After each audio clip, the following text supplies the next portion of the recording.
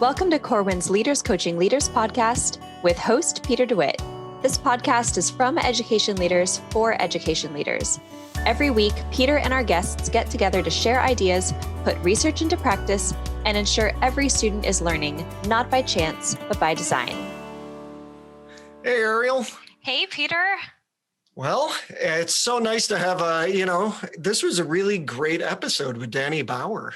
I'm excited for listeners to hear all this. They're in for a treat today. Yeah, they really are. I think, the book Mastermind is coming out tomorrow. And I think it's so important. He was able to really offer up not only just the framework, but what I liked about in his bio, and I know you're going to tell people more about him, he talks about the unorthodox Ruckus Maker. And I really wanted to know more about that because I think that's hard. I think people want to be more of a ruckus maker and they don't know how to do it. And the way that he's offering is really, it's less about the ruckus. It's more about doing what's authentic and right and challenging sort of the status quo. Don't you think? Oh, yeah, absolutely. And I think readers are going to absolutely love that and relate to that in the Mastermind book. So for those of you who don't know and are not already familiar with Danny's podcast, Better Leaders, Better Schools, Daniel Bauer, our guest today, is an unorthodox ruckus maker who has mentored thousands of school leaders through his Better Leaders, Better Schools blog, books, podcasts, and his powerful coaching experiences. His book, Mastermind, Unlocking Talent Within Every School Leader, is a book that reimagines what professional development for school administrators looks like in order to meet the needs of all school leaders who currently feel isolated and overwhelmed. Yeah, really great interview. And I think people are going to enjoy it. Cool guy to talk to. All right, well, let's listen in. All right, Danny Bauer, thank you so much for being a part of the Leaders Coaching Leaders podcast. I have been really looking forward to talking to you.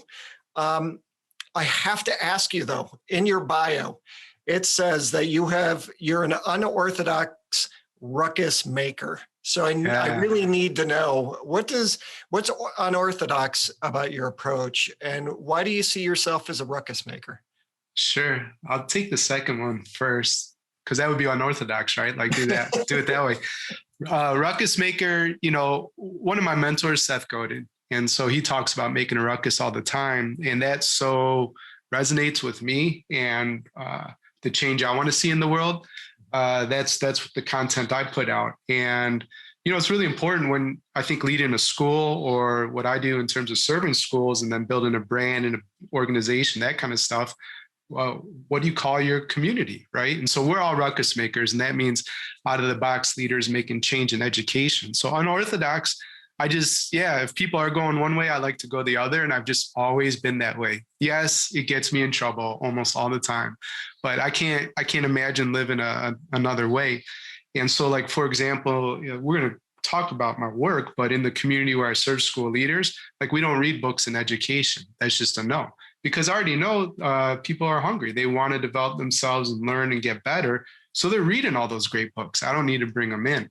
So when I bring in a book from a different industry, or if we start talking about like race and bias, we're reading The Person You Mean to Be Right Now by Dolly Chugg. They're not expecting that, right? And then they say, Danny, thank you so much for just opening our eyes and exposing us to what's out there.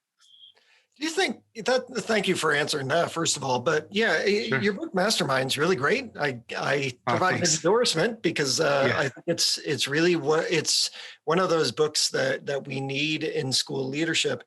One of the things I thought was interesting at the very beginning, though, is you said, you talked about the idea that there are some alarming trends that are happening in education. And you went through the idea of like retention varies, retention for principals varies. Elementary, obviously much higher than secondary. But you said finally, and most alarming, about 90% of those leaving a school actually leave the principalship. And they go into a different profession entirely. Why do you think that happens? Is it because as much as you feel compelled and you can create this ruckus, that on the other side, principals don't feel like they can? Like, is there something there that causes them to just want to leave the profession altogether? Because that's really extreme. Yeah. So I think what's great is the type of leader I attract, they're not representative of those numbers, thankfully, but that is the truth. And to me, it's just it's the system and the incongruence between what we know about running effective organizations and leadership and driving outcomes versus the reality of school leadership. It's such a huge bureaucracy. It's like add, and add, to the layers. And they're not eliminating what is either a waste of time or not providing value or driving the outcomes we want. And so I think people just get fed up and they're like, I'm done. I could work few hours for potentially more money, reconnect with the family, reconnect with myself. And I think that's a choice that a lot of folks end up making. It's funny that you mentioned that too, because I've been looking a lot at Deimplementation over the past few months, and the research is coming from the medical field. So like you, I'm interested in seeing outside the profession. And when I tweeted about it, it's really interesting to me to see that people are all over the idea of Deimplementation. They're like, yeah, let's do it. And it comes down to things like partial reduction or a complete reversal.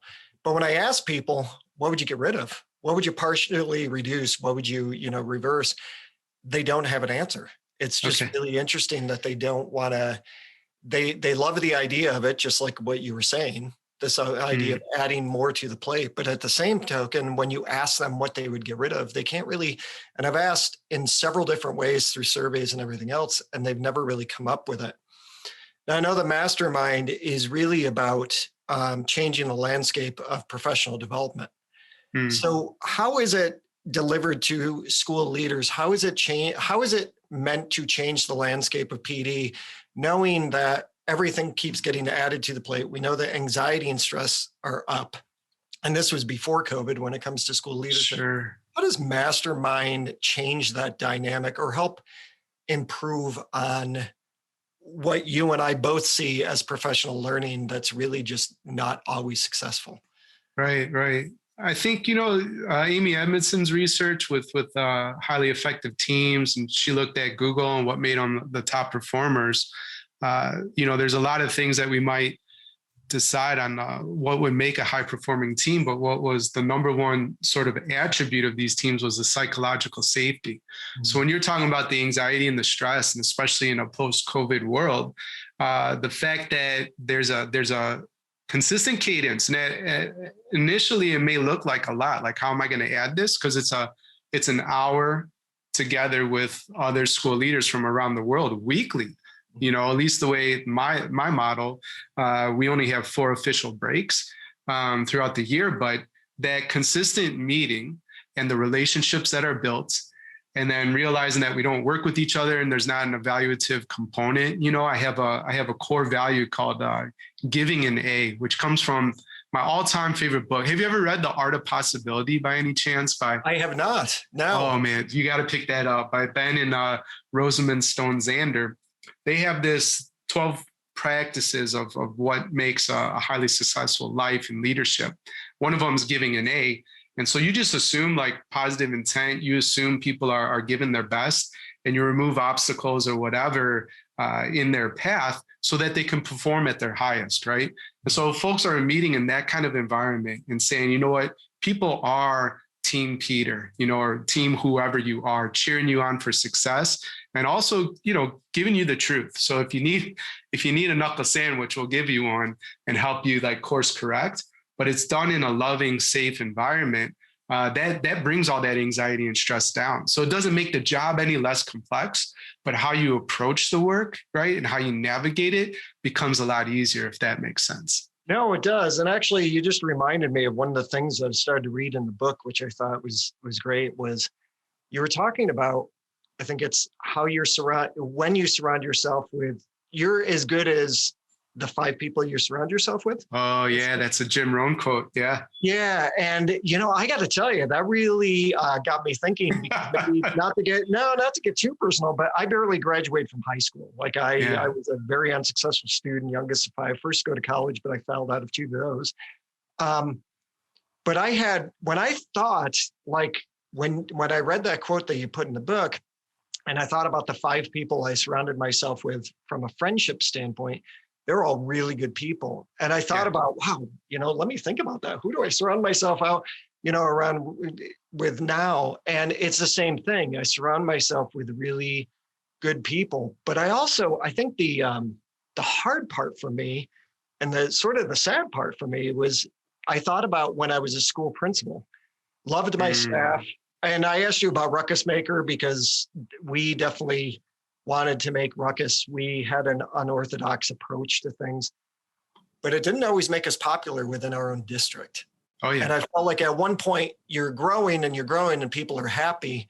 And then at some point you're speaking out a little bit too much and they want to chop you down, right? And I thought about, that whole idea of the 5 people you surround yourself with. And as a school leader, that's got to be a little bit difficult when you're in a district that maybe is not as fostering growth as you want, right? Does that make sense? Like, I really like that. Absolutely. Idea. Well, two quick stories. I mean, one, that quote like ruined my life, kind of. So it's Jim Rohn. You're the average of the 5 people you spend the most time with. Yeah. And I heard it, and like you, I started to reflect. I'm like, oh man. And for me, yes, professionally, who was I surrounding myself with, and what they think was possible or not possible? And I find that so many of us put these upper limit challenges needlessly on ourselves. But the other thing is, when I was telling friends and family, if I'm honest, about the podcast and what I thought I was building, and I showed them, I had a map sort of drawn out in my journal. They said that's not going to work. Well, I had to stop listening. I had to find other people who believed that it would. Yeah. And that's who I chose to listen to. Brene Brown calls that kind of the square squad, the 1 inch by 1 inch square, very small amount of paper, and who you can list on that square, who you should be listening to. But the second super quick story is just Melody, principal in the South somewhere. And it's Kentucky, but okay, that's all I'll tell you. And anyways, she said, I used to think I was crazy, and now I realize I'm not, right? Because when she wanted to have the conversation of what is possible in education, what we can do to really serve the kids in the community at a higher level, she was talking to people and they were staring at her like she had 3 eyes right in her head. And then she came to our community. She said, oh, everybody gets it. So not everybody believes, that they're going to challenge ideas, but you don't have to convince them that let's give it a try, right? So that initial friction's not there. We will push you to improve your idea, but the first initial friction is not there. Yeah, I love that, and it was really that was a great quotation to include. What is the framework of Mastermind? And it's pretty interesting because this is based on the whole Mastermind concept has been. I didn't know it until I read your book. Actually, okay. You were talking about Roosevelt. You were talking about all these people that sort of had their own mastermind. So what is this mastermind concept, and what is the framework that you're providing with the leaders that you're working with? Yeah, so, it's written about Napoleon Hill's Think and Grow Rich, and he talks about folks like FDR, and, Thomas Edison was in a mastermind too called the Vagabonds. And, if you look through history, there's all sorts of super successful people like Andrew Carnegie, like really successful people who leveraged this kind of community to be a success. So it's like success leaves secrets. So if that worked for them, why not for us, right? And so introduce it to the industry. The general like meat and potatoes of a meeting is like some sort of celebrations, because I find that leaders don't pause and think about like all the great progress they've made. We share tips of the week. We have high-level discussions about books outside of the industry that'll push us. And then the real like beauty of the mastermind's the hot seat, where you, Peter, would sit down and say, here's the number one challenge I've faced, right? Or here's a project I'm trying to get off the ground, and think about leveraging 14 other innovative school leaders from around the world, learning from their successes and failures, and just having them ask you, questions for clarification. You walk away with a more robust tool belt, and you do that on a weekly, basis. Mm-hmm. So that right there is like the beauty of it, and sort of the framework that, well, I'll back up a second. Senior editor Ariel was working with me on this project love her to death. And it was so fun. And she enjoyed the first draft, Peter. She said it had great ideas. She told me, she didn't say this, I don't think it was the words, but this is what I heard. The organization sucks, right? Like the organization of the book sucks. And if we could back up, my first book was self-published. I paid an editor. I did the same thing, right? Like, here's all these great ideas. And this person put it together in a shiny, beautiful package. But this time I had to do it. And I'm like, Peter, whoa, do I have it within me? Imposter syndrome. I've never done this. How do I do it? So I'm telling this story because there's a leadership tip here. And so instead of like what typically leaders do is work harder, work longer hours, and slog through something that is just not feeling good, right? I stopped working on the book to write a better book. And I started taking walks in nature, long walks in nature with my beautiful puppy, Alba. And I just started thinking about what really makes the mastermind work. Because it's like getting out of your head, you know, what's ordinary to you is extraordinary to me. That's a Derek Sivers quote. So I had to get out of my head why it works. And then I wanted to play around with the idea that I thought educators would find remarkable. And so I called it the ABCs of powerful professional development. And it worked. You know, A is for authenticity, B is belonging, C is challenge. And when you have those three components, in my view, it leads to life and leadership transformation. And I really enjoyed that part of the book too, because as a person who runs workshops, I'm trying to transfer over. Actually, you know, there are elements of COVID that were actually beneficial to me because, like you said, I mean, I was on the road 45 weeks a year. And now I'm home, and leveraging remote learning and the community-based approach, I think is a really good thing. But you're right. And those, you know, the authenticity piece is really important. And the belonging is definitely important. Like, how do we move people around? How do we get them to engage? But doing it over a longer period of time, as opposed to just one day, is obviously going to be much more, you know, beneficial where that's coming from.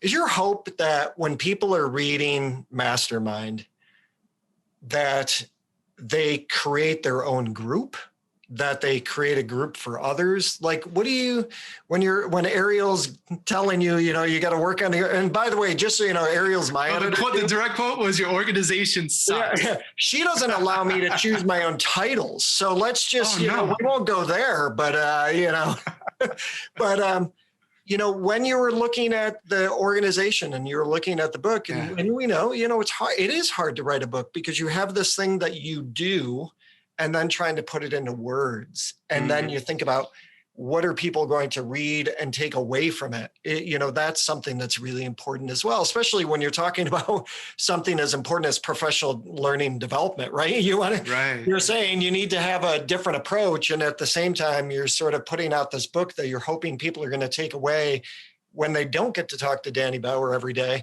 and be able to do something with it. Like, what's your overall hope here when people are reading the book? Yeah, you know, there's an idea called the just cause from The Infinite Game by Simon Sinek. And it's essentially, it's kind of like vision, but the difference is that almost what you are trying to accomplish is unachievable, which seems sort of silly. But the reason why it's powerful is that you are able to accomplish so much more when you dream big and you realize that you can't do it on your own. So I wanted to share that because my just cause is to connect, grow, and mentor every school leader who wants to level up. Well, obviously, I can't do that by myself or through Better Leaders, Better Schools. Us creating this podcast right now is helping school leaders level up and living out the just cause. And so from a high level, people can take the ABCs of powerful professional development and they can do stuff on their own, right? And so there's plenty, I think, of actionable content and resources that they can use and then start their own thing and figure it out like I did. Maybe some schools or districts will want like a little bit of a push or a coach. And so obviously, you know, I'd be happy to help people figure that out as well. And then from, you know, a very, I guess, selfish reason, but yeah, I would love if people wanted to start working with me, that's possible. They don't have to reinvent it. They could plug right in. But of course, if they want to start their own, it'll work. We reveal the secrets within the text. Yeah, so one of the last questions for you is, so I was a school principal for 8 years, and I went directly from teaching a high poverty school to being a principal in a rural suburban school. And I was fortunate because the teachers that I interviewed in front of, they wanted me because I had teaching experience and all that kind of stuff. Yeah. And I didn't feel alone when I was there. Like I didn't feel isolated, but working with so many school leaders, they either feel isolated or they actually choose isolation. Why do you think that's true? Like, do you think that sometimes they choose isolation because they want to be able to do it on their own? And really what you're trying to offer is to say, please don't do that. Like, please don't do it on your own. So I guess the questions there are, do you think that some leaders choose isolation and they choose to stay in isolation because they certainly have a lot of ways to break out of it? And are you hoping that you're also you're saying here, don't do that. That's not healthy for you in both a social, emotional, and academic sense. This is what you need to do instead. Does that make sense? Right. Yeah, it does. It does, Peter. There's an African proverb, but you could go fast, go alone. If you want to go far, go together. And so I do believe isolation is a choice. And sometimes I ruffle some feathers because I tell people that, right? Like you're choosing to be isolated. There's a number of reasons why, one, they think it might be faster. Two, ego, like I can do it better. I'm doing all things better. Three, sometimes it might be a way of hiding, right? And scared of if I really start to connect and ask for help, people are going to realize what I don't know, right? Because a lot of leaders, I think they get hired, and whether it's something the district actually says or something they feel and experience, especially if they have a higher degree, like a master's or a doctorate, like we picked you because you have that experience, you have the answers. And so if people believe that about you, how do you reach out for help? So that's a paradox, I think, of leadership too. The biggest irony with the mastermind, I tried to do something locally way back when I was a school leader in Chicago. And I found that the local connection was actually difficult to make, maybe because of traffic, maybe because of kids and can I find a sitter and that kind of thing. And the greatest irony of the mastermind is when I opened it up to the world, all sorts of people started joining and were hungry for it. So yeah, isolation is a choice, but connection is key to success. Yeah. And I think the cool thing about what you're doing too is that, at least in my experience, when you have people that internationally, they're all connecting. I've heard so many people that have said things like, wow, I thought that was just my experience. And yet in other countries, it's happening too. It almost sort of broke away that context that this, the myopic view that they have, that this is only happening to me. And yet it's happening to others. And let's talk about how to break through. So I think that's also sort of the great thing about Mastermind and what you're offering. What I like to be able to do is I asked the questions. It was good dialogue. Thank you for that. But what's a question you wish I asked that I didn't? In terms of the book, I'm wondering, well, I want to know personally from you actually before the question to me. I put a lot of footnotes in there, and I'm curious if I made you laugh out loud ever while reading the book. Yeah. I mean, I think, yes, I think there is that. But you know what I liked? I really liked, because there was one, as I was rereading some of it this morning, there are some things that you said, like, this book is loaded with interesting research, real stories from the field. And you went into, for example, the first person to read the book and post an online review will get a free pizza. And pizza. Yeah. My favorite food. Yeah. I like that. You know why? Because I think that it personalizes a very sometimes challenging topic. And I have a partner, we've been together for 20 years, and I have dedicated every single book that I've written to him, but he's never read any of them. So in the book that's coming out in the fall, I actually put to Doug, I hope you read this one. And some people were like, you put that in your book? I'm like, yeah, of course I put it. What do you mean? Like, I think what you did was you personalized something, and it's like, I remember you were just talking, earlier about educational reads, and sometimes educational reads can be dry. They can be very researchy and that kind of stuff. And what I liked is it was engaging, and yet it was also like personable, if that makes sense. You know what I mean? It's kind of like you took your podcast and you're able to put it in the book. and just make it this interesting concept that we want to know more about. But at the same time, what you're doing is you're sort of breaking down the barrier of, because what I often find is people look at me and say, oh, you're Peter, you're the author. I'm like, yeah, but you know what? I'm a human being and I've been through stuff. You know what I mean? So I feel like when you've done that in the book, that's really great when people can do that. And to be perfectly honest with you, Danny, I don't think a lot of people can do that. I don't think a lot of people can sort of break down that barrier and offer that balance. And I think that's really cool that you're able to do that. Thanks. Well, offline, if I get your best mailing address, I'll send Doug your next book. And then not only will it say, like, you should read it, getting it as a gift might just be the pressure we need to put. I hand him a book every time, and he's like, he's a big he's an automotive guy. He's a big car guy.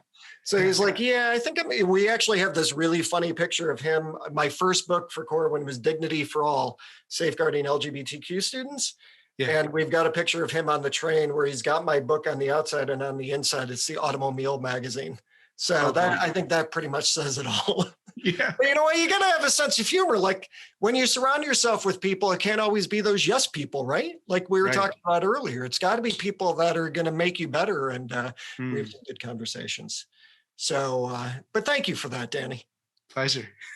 Anything I could do to help. Yeah.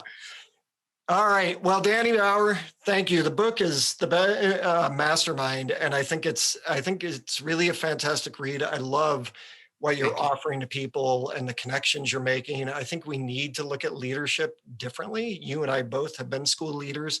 I think it's hard when you're in it, and I think you've really done that in the book, and obviously you've done that through your podcast too. So, thank you for being a guest on Leaders Coaching Leaders.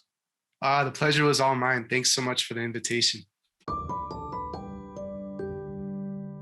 So Ariel, I love that interview with Danny. I thought he offered up some really great information. And you two calling me out on my editing. Sorry, you know what? This is the first podcast that I'm actually recording from my mom's, right? So I think this being in my childhood home, maybe that teenage angst came out when I was busting on you a little bit. So I take that as a compliment because your mom is great. He opened the door. So I just thought I would kind of go in there and, give a little bit of, I wanted to additionally support Danny. So that's what I was doing. But you know what? I don't know. What was your favorite part of the podcast? Yeah. Well, something that, made me really excited about this book when I talked to Danny about it from the very beginning was the fact that masterminds have been around for a long time. And you're kind of joining this tradition of brilliant minds who are learning from each other, and you're surrounding yourself with the right people. I mean, we all know how incredibly important that is. And I just love that this book is zeroing in on that important lesson and teaching school leaders how to take advantage of it for the betterment of themselves and their schools and students. Yeah. And the one thing I wanted people to really hone in on, and that's why I was bringing it up during the interview, was just that, yes, it would be great to be a part of Danny Bauer's, mastermind, but also you can do this work. Like you can create this within your school as far as, because one of the things that he said that I know from, the skills to work in collectives from collective leader efficacy is a whole idea of being psychologically safe. And I think for leaders, when they're looking at saying, okay, what am I supposed to do? Join the mastermind or join a community.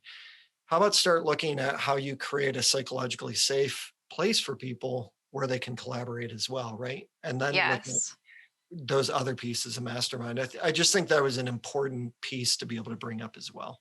Yeah, I totally agree. And it's the perfect choice for including in this season, since we're talking about going from surviving to thriving. And this is a great way of how school leaders can do that for themselves, move from just surviving in this post-COVID craziness to really thriving in their environment and finding that support. Well, I want to thank everybody for listening, because I want them as a former, present, and future ruckus maker. I want people to know that they can start to make some ruckus as well. And I thought Danny offered some good tips on how to do that. That's right. Thanks, everyone.